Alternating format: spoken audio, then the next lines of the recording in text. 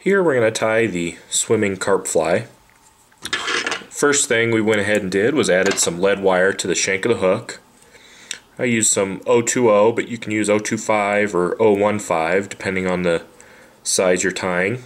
Here I'm tying a fairly big one. I think I'm tying a 6, but it can be tied in 8s, 4s even. You can probably tie it in a 10 as well. I've never gone down to a 10, but I'm sure it'd fish just fine.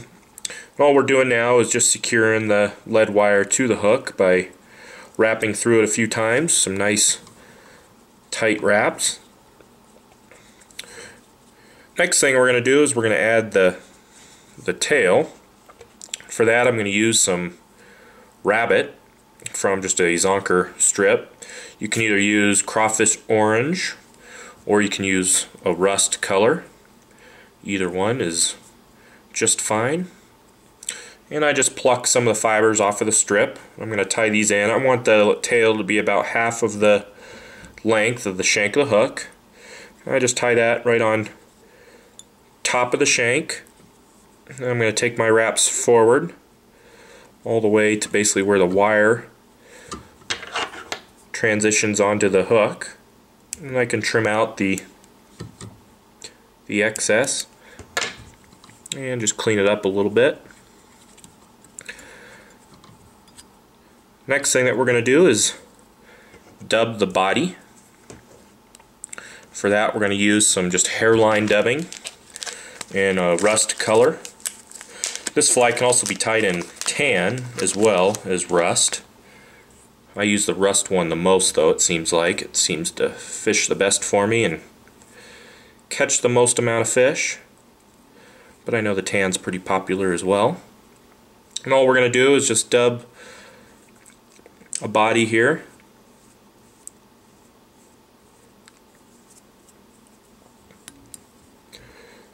I just got to get this dubbing started here at the back of the hook.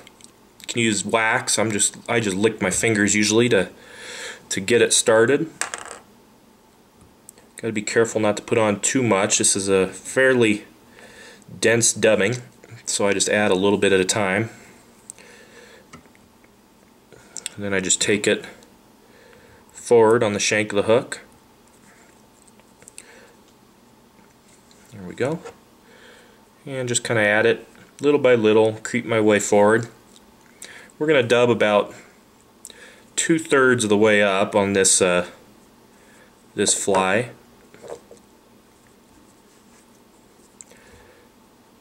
You'll see what I mean here when I stop. I'm not going to go all the way forward quite yet.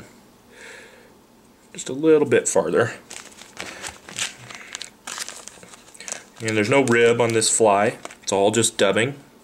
So you don't need to worry about any wire or anything.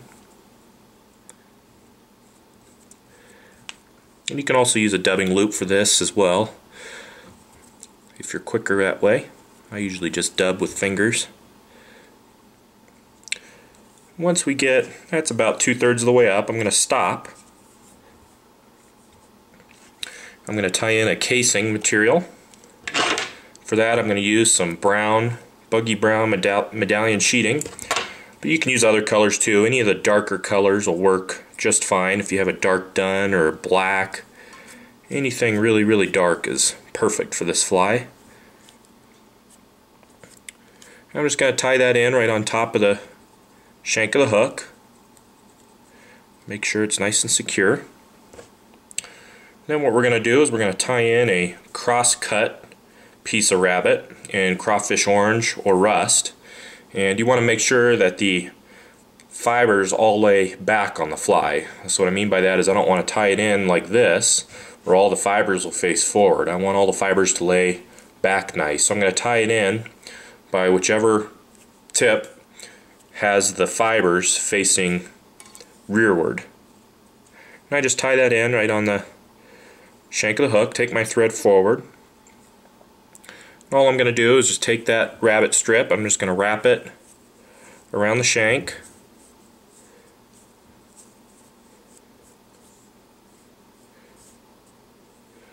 Till I get up here towards the the eye of the hook, and then I can just capture the rabbit. I can trim out the excess. Capture it with some nice tight wraps. Then what I'm going to do is I'm going to take this rabbit, I'm just going to split it to each side.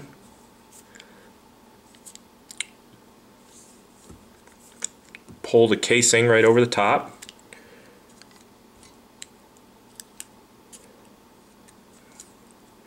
Secure the casing.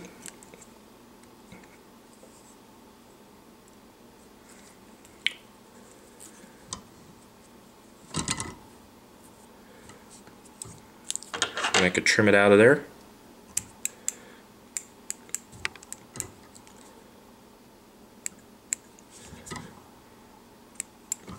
Now I'm going to attach a couple of legs. I'm going to take a orange, barred, and speckled crazy leg. I'm going to tie it in right up by the front of the hook here, right on the eye. I'm going to tie one on each side.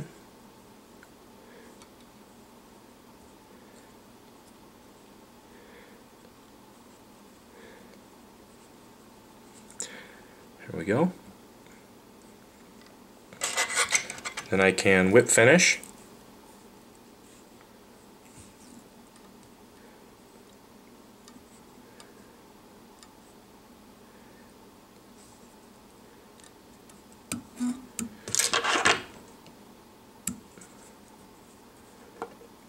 And I can trim these legs. I'm just going to trim them about the length of the body for the back ones.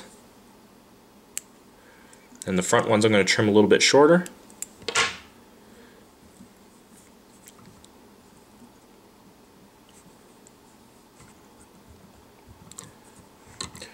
And that's all there is to the swimming nymph carp fly. Very effective little fly. These legs here from that zonkered rabbit just sit there. It'll ride, basically hook up most of the time as you strip it back. These legs will just sit here and pulse in the current and wave around. And that's what is the signature look for this fly. And as you strip it, these forward-facing legs will move in the current, jiggle around. And that's all there is to the swimming carp fly. And you can get all the materials for this fly at intheriffle.com.